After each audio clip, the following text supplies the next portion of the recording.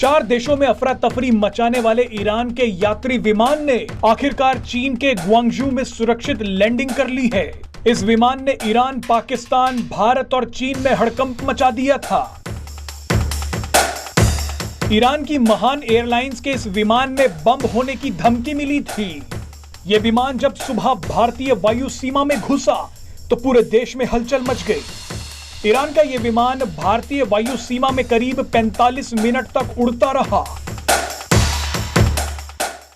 जब यह विमान लगभग 9:20 पर भारत के एयर स्पेस में पहुंचा तो विमान के पायलट ने दिल्ली एयर ट्रैफिक कंट्रोल को सूचना दी कि विमान में कथित तौर पर बम है और इस विमान की दिल्ली में लैंडिंग की इजाजत मांगी।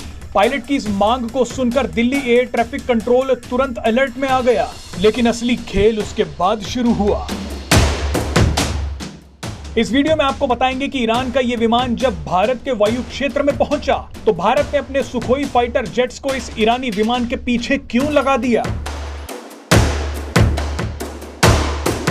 आपको बता दें कि ईरानी विमान के पायलट ने बम धमकी मिलने वाली कॉल के बाद दिल्ली में ही उतरने की जिद की।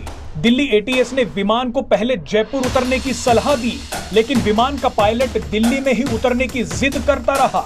इसके बाद दिल्ली एटीसी ने विमान को चंडीगढ़ में उतरने के लिए कहा, लेकिन पायलट ने कोई जवाब नहीं दिया।